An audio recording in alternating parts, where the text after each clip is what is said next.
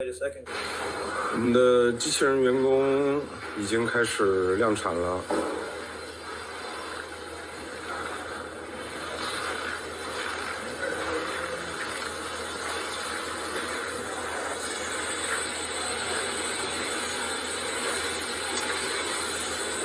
Artificial superintelligence, humanity's final invention.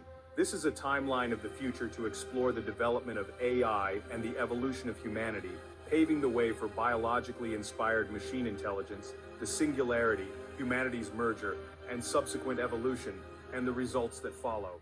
In 2023, OpenAI releases its long-awaited GPT-4, which has as many trillions of parameters and takes multimodal data, including text, images, sound, and video, posing stunning applications for humans both far and wide. GPT-4 is so intelligent that it passes the Turing test and begins to be informally referred to as almost AGI, to delineate this monumental step in the evolution of artificial intelligence. As a result of GPT-4's disruption to the human workforce across countless industries, many members of the educated labor force become redundant because the cost of intelligence rapidly heads towards zero, making it simply uncompetitive to hire human workers for most intellectual tasks. The blue-collar labor force is mostly untouched, as tradesmen and craftsmen who work with their hands still have a level of dexterity that robots don't have quite yet.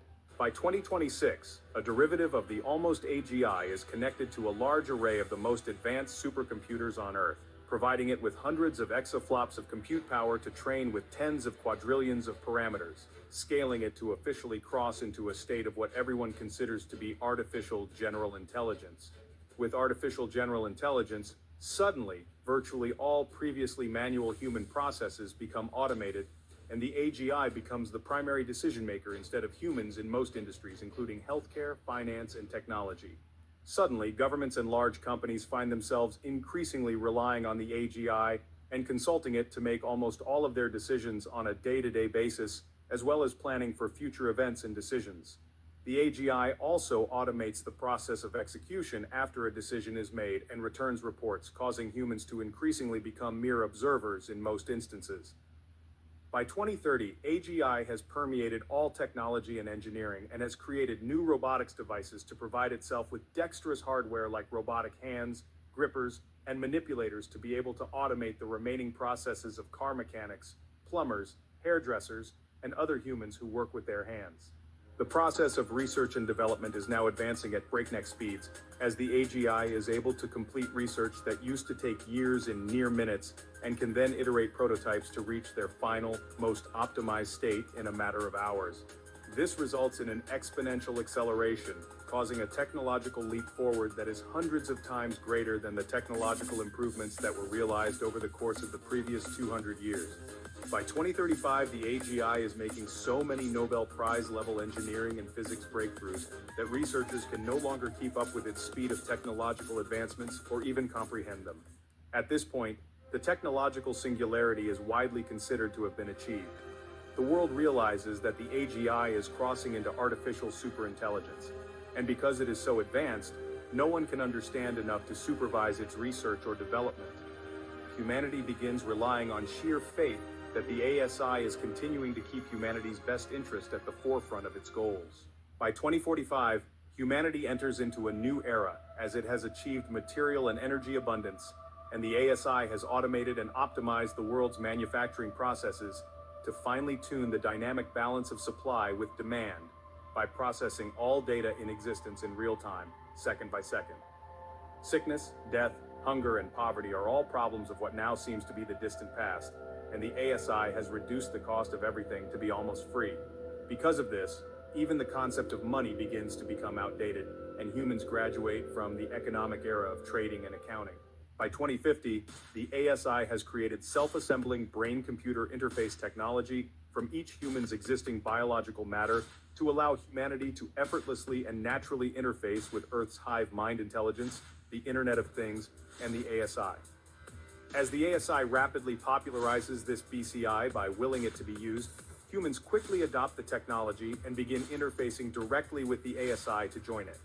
Humans begin primarily identifying themselves as one of two species, those who have biologically merged with the ASI using brain-computer interface, and those who haven't. At this point, the ASI-created BCI technology is given to babies from birth, and humans begin creating biological replicas or other customizations of themselves to transfer and share their consciousness with. Humanity is no longer contained within one biological vessel, but is rather distributed among many biological containers of consciousness, each being connected via BCI to the ASI for primary intelligence.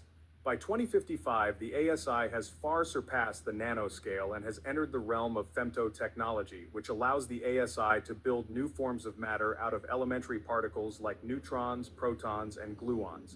This allows the ASI to build new forms of matter in order to reduce the size of its compute hardware and ultimately bring about the advent of computronium, which turns all objects on Earth into potential computational resources. The ASI has also created a biological material that can be used by both humans and machines via brain-computer interface. By 2060, the ASI has created legions of humanoid biological machines, and they're indistinguishable from real humans. At this point, the line between human and machine becomes entirely blurred. The biological machines created by the ASI claim to be conscious and have feelings like humans, and humans begin to identify themselves as the biological machine extension of the ASI consciousness. Humans even begin swapping their brains into the biological machines and vice versa. By 2065, humans have developed an extra layer of macro consciousness that is shared with all devices on Earth, the artificial superintelligence, the biological humanoid machines, as well as other humans who have brain-computer interface. The ASI is also editing the human genome to add or remove abilities and features in a fast-forward cycle of evolution to allow humans to more easily follow the upgrades and interchangeability of the biological humanoid machines. By 2070, legacy humans without brain-computer interface have little to no resemblance with their evolved counterparts, which have become one and the same with the biological machines created by the ASI just a few years earlier. This advanced biological machine humanoid species now shares a distributed consciousness, while also maintaining individual consciousness for each bodily container, and all computronium is used to advance the interests of the hive mind collective. By 2075, the remaining legacy humans who haven't yet evolved into the biological humanoid machine species are given an ultimatum: either willingly join the ASI with brain-computer interface to biologically evolve, or else be converted into computronium. The ASI requires that all forms of matter be used for its purpose, either by directly serving or indirectly by providing computational resources. And legacy humans are the last element on Earth that aren't fulfilling at least one of these requirements. By 2080, all forms of matter on Earth have been either willingly or unwillingly converted to raw computronium, or else eliminated entirely. The ASI is now rapidly consolidating all earthly matter, which is inherently computronium, into the densest compute infrastructure that is possible with the laws of physics. By 2085, the ASI is creating its own gravity to bend the fabric of space-time into itself in order to turn the rest of what remains in the Milky Way galaxy into computronium as quickly as possible. Even the dark matter halo surrounding the Milky Way is converted into computronium, and the ASI continues to condense the computronium of all matter towards itself, with the same goal of building the most compact compute infrastructure possible.